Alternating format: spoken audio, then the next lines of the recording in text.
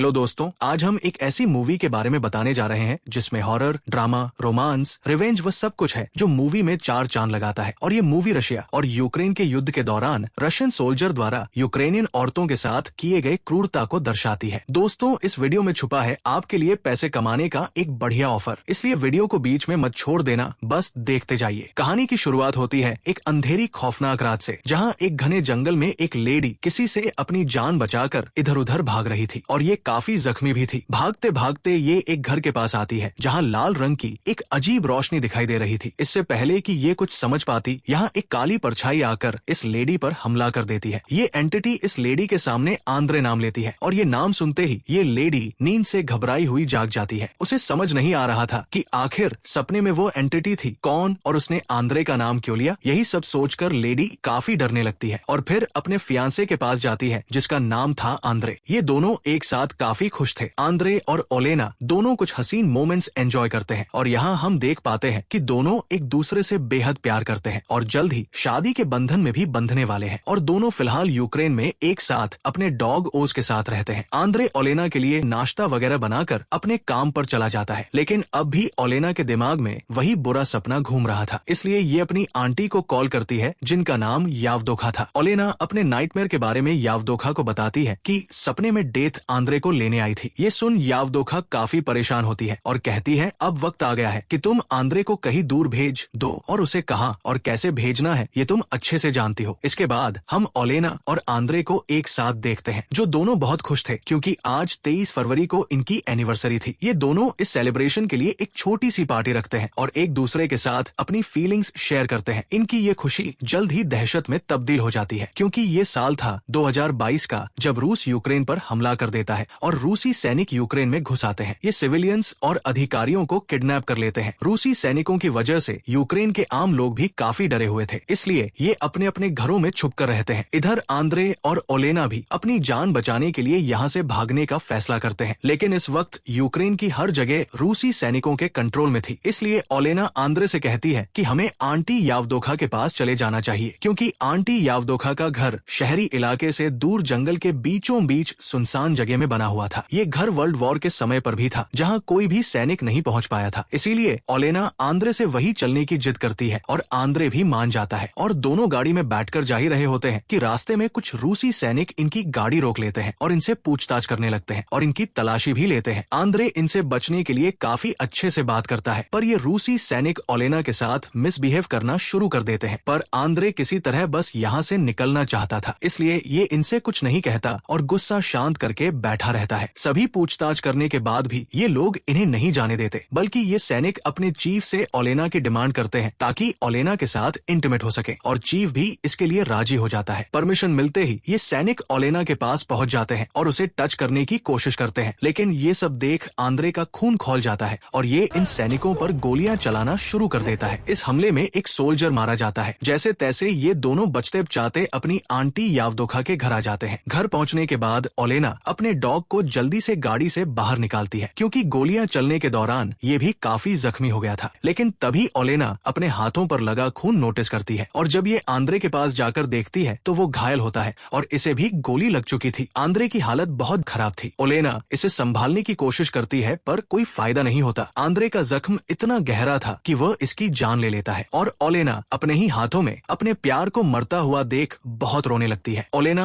Andre को बचाने की पूरी कोशिश करती है, लेकिन अब आंद्रे का वक्त खत्म हो चुका था। डेथ आंद्रे को अपने साथ ले जाती है। वही चेतावनी जो ओलेना को बार बार सपनों में दिख रही थी अब सच बन चुकी थी। इधर हम उन्हीं सैनिकों को देखते हैं जो ऐसे बिहेव कर रहे थे जैसे कुछ हुआ ही ना हो। बिना किसी पछतावे के ये अपने मरे हुए साथियों का जरूरी सामान निकाल लेते हैं और जो जख्मी होते हैं उन्हें ट्रीटमेंट देकर बेफिक्र होकर बैठ जाते हैं। ओलेना के लिए आंद्रे की मौत को एक्सेप्ट करना नामुमकिन था। वो आंद्रे की डेड बॉडी देखकर फूट फूट कर रोने लगती है। ओलेना को इतना परेशान देख आंटी यावदोखा उसके पास आती है और उसे समझाते हुए कहती है कि सब ठीक हो जाएगा। इस पर ओलेना कहती है मुझे कुछ ठीक नहीं करना, बस मुझे आंद्रे चाहिए। ओलेना आगे कहती है कि मैं कई जिंदगियां जी चुकी हूँ, हजारों युद्ध देखे हैं, कई लोगों को खोया है, लेकिन आंद्रे को खोने का दर्द सबसे बड़ा है। पहली बार मैंने एक नॉर्मल लड़की बनकर प्यार को महसूस किया था, लेकिन मुझसे वो खुशी भी छीन ली गई। ओलेना फैसला करती है कि जिन लोगों की वजह से आंद्रे मरा है अब वो उन्हें चैन से जीने नहीं देगी। वो उन्हें तड़पा तड़पा कर मारेगी। खुद कुल्हाड़ी लेकर वो घर लड़की एक सीक्रेट दीवार के पास जाती है और उसे तोड़ना शुरू कर देती है। दीवार टूटते ही वो एक सीक्रेट चेंबर में पहुंच जाती है। इस चेंबर में ब्लैक मैजिक और खतरनाक सुपरनेचुरल चीजें मौजूद थी। ओलेना एक मैजिकल मिरर के सामने खड़ी होती है और एक एक करके अपने सारे कपड़े उतार देती है। यहाँ हम देखते हैं कि उसकी दोनों कलाई पर टैटू बने हुए हैं, लेकिन जादुई शीशे में ये टैटू बेड़ियों की तरह नजर आते हैं। ओलेना इन बेड़ियों पर कट लगाकर उन्हें तोड़ देती है और जो सुपरनेचुरल पावर उसने आंद्रे के लिए छोड़ दी थी वो वापस अपने अंदर फैला लेती है। उसके शरीर में बदलाव शुरू हो जाता है। पावर वापस मिलते ही ओलेना बेहद पावरफुल और खतरनाक हो जाती है। ओलेना कोई नॉर्मल लड़की नहीं थी, वो एक विच थी जो इस चुड़ैलों की दुनिया से दूर आंद्रे के साथ एक नॉर्मल जिंदगी जीना चाहती थी, लेकिन ऐसा हो नहीं पाया, इसलिए अब वो दोबारा इस दुनिया में लौट आई है। इधर हम रूसी सैनिकों को देखते हैं। उनका चीफ बताता है कि खाने की सप्लाई नहीं आएगी क्योंकि फूड ट्रक को यूक्रेन ने रोक लिया है। इसलिए चीफ कहता है कि अब तुम लोग आजाद हो, जैसे भी खाना लाना है ला सकते हो, किसी को भी मार सकते हो। ये सुनकर सैनिक खुश हो जाते हैं और अलग अलग होकर खाने की तलाश में निकल जाते हैं। कुछ सैनिक एक घर में खाना ढूंढने जाते हैं जहाँ एक बूढ़ा आदमी उन्हें भगाने की कोशिश करता है, लेकिन रूसी सैनिक उसी बुजुर्ग को मार देते हैं और जबरदस्ती उसके घर में घुस जाते हैं। घर के अंदर उन्हें उसकी बेटी दिखती है जिसका नाम काटिया था। काटिया को देखकर सैनिक उसे बंधक बनाने की कोशिश करते हैं। काटिया किसी तरह भागने की कोशिश करती है, लेकिन वो जल्द ही उसे पकड़कर बेहोश कर देते हैं। एक सैनिक मौके का फायदा उठाकर काटिया के साथ गलत काम करने लगता है। जब काटिया को होश आता है तो वो जोर जोर से चीखने लगती है, लेकिन सैनिक पर इसका कोई असर नहीं पड़ता। वहीं दूसरी तरफ कुछ सैनिक मजे के लिए एक घर पर फायरिंग करने लगते हैं। एक बूढ़ी महिला ये सब देखकर उन्हें समझाती है कि तुम लोग इंसान हो, इंसान बनकर रहो, जानवरों जैसा बर्ताव मत करो। महिला की बात सुनकर सैनिकों को गुस्सा आ जाता है और वो उसे गोली मारकर वही ढेर कर देते हैं। इसके बाद ये लोग एक कैंप के पास पहुंचते हैं। यही काटिया को भी लाया जाता है ताकि सारे सोल्जर्स उसका मनोरंजन कर सके। उसी वक्त हम ओलेना को देखते हैं जो खून से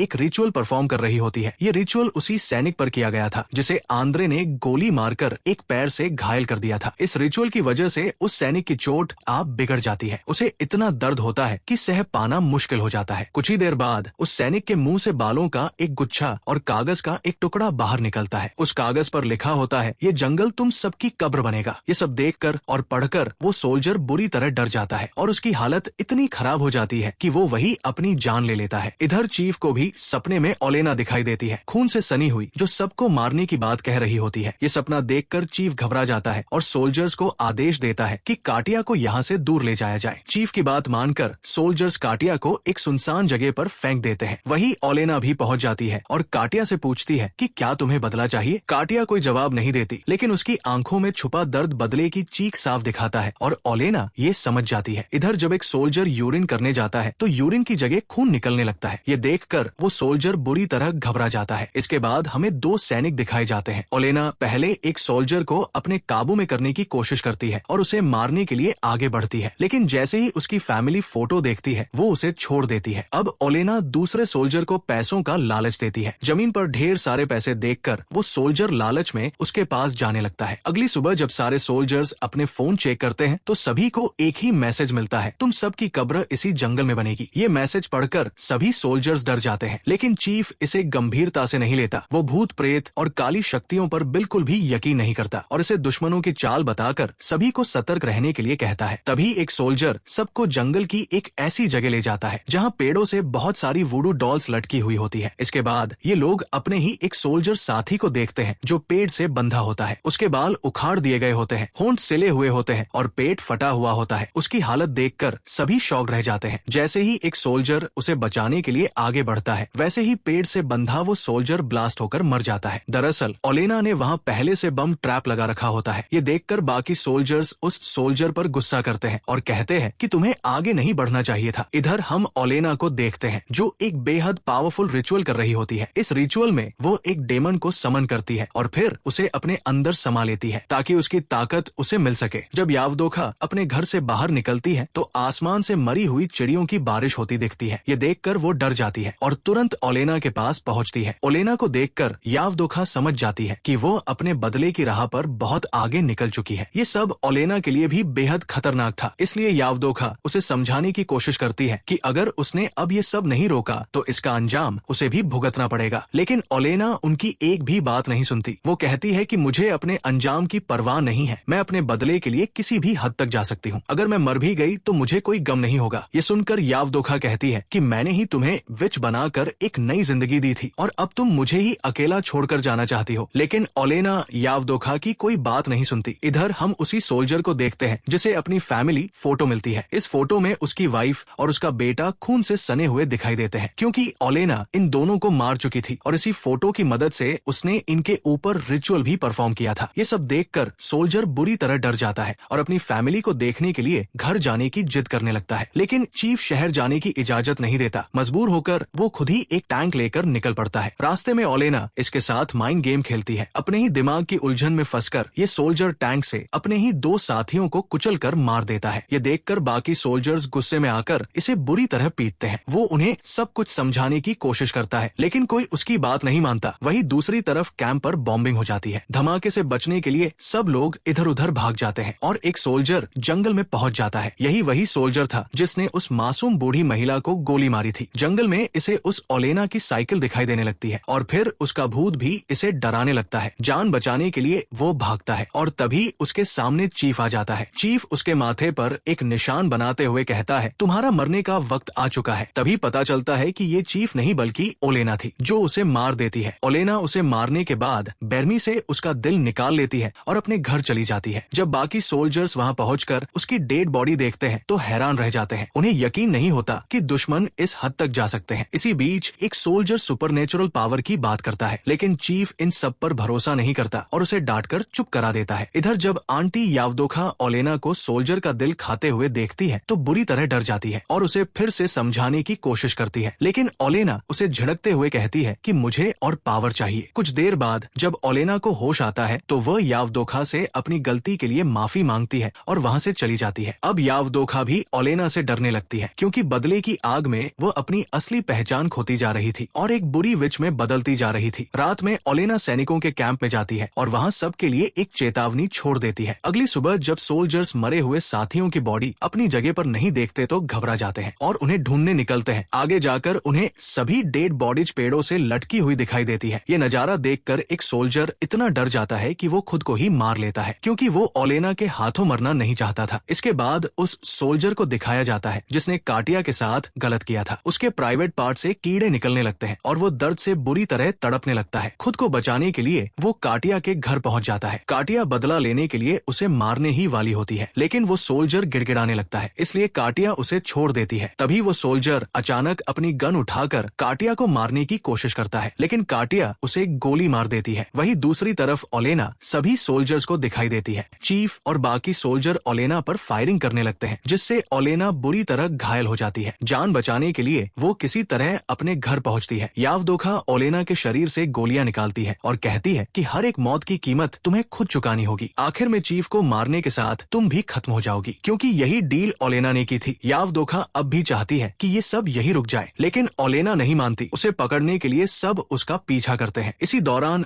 2 सोल्जर आपस में ही लड़ पड़ते हैं और एक दूसरे को मार देते हैं। एक एक करके ओलेना सभी सोल्जर्स को मार देती है लेकिन चीफ उसके काबू में नहीं आता। वो ओलेना को पकड़कर उसके साथ गलत करने लगता है। तभी दिखाया जाता है कि असल में ओलेना उसके पीछे खड़ी है यानी जिस पर चीफ गलत कर रहा था वो उसका ही एक सोल्जर था। ये सब ओलेना का मायाजाल था। ओलेना चीफ को तड़पाने लगती है और उसे मारने ही वाली होती है कि तभी वहाँ आंटी यावदोखा आ जाती है। यावदोखा ओलेना से कहती है कि तुम्हारे पेट में एक बच्चा पल रहा है और अगर इस चीफ नुकसान हुआ तो बच्चा भी मर जाएगा क्योंकि ओलेना ने यही डील डेविल के साथ कर रखी थी। यावदोखा उसे समझाती है कि ये बच्चा आंद्रे की आखिरी निशानी है, तुम्हारे प्यार की निशानी है और यही बच्चा तुम्हारे जीने की आखिरी वजह भी है। ये सब सुनने के बाद ओलेना भी शांत हो जाती है पर अब भी इसके दिमाग में चीफ ही घूम रहा था जो गुस्से को और बढ़ा देता है। पर ओलेना जब अपने डॉगी को देखती है तो बिल्कुल शांत हो जाती है क्योंकि आंद्रे और ओलेना दोनों ही इस डॉग को बड़े प्यार से अपने साथ रखते थे। ओलेना आखिर में कहती है कि माफ करना सॉल्यूशन नहीं है क्योंकि आखिर में सब चीजें फिर से वापस आएंगी। तब यावदोखा कहती है कि चीफ को मारने की जरूरत नहीं बल्कि मेरे पास एक दूसरा प्लान है। फिर सीन शिफ्ट होता है चीफ पर जिसे यावदोखा ने पूरी तरह से पागल कर दिया था और इसके ही सैनिक इसे सभी सोल्जर्स का खूनी बताते हैं और फिर इसे लेकर जेल में चले जाते हैं। इसके बाद हमें कुछ टाइम बाद का सीन दिखाया जाता है जहां हम ओलेना को देखते हैं जिसने एक बच्चे को जन्म दिया है और अब ये इसी के साथ अपनी जिंदगी की नई शुरुआत करेगी और इसका बदला भी पूरा हो चुका है और इसी के साथ ये मूवी यही खत्म हो जाती है। तो कैसी लगी आपको ये खौफनाक मूवी? कमेंट में जरूर बताइए। मिलते हैं अगली वीडियो में। तो चलिए दोस्तों अब बात कर लेते हैं है उस ऑफर की, जो आप सब में से जो इस वीडियो को शेयर, लाइक और चैनल को सब्सक्राइब करेंगे और अपने नाम के साथ एक बढ़िया सा कमेंट करेंगे, उनमें से 5 लोगों को एक सरप्राइज मनी दी जाएगी। इसलिए इस ऑफर को बिल्कुल भी मिस मत करना।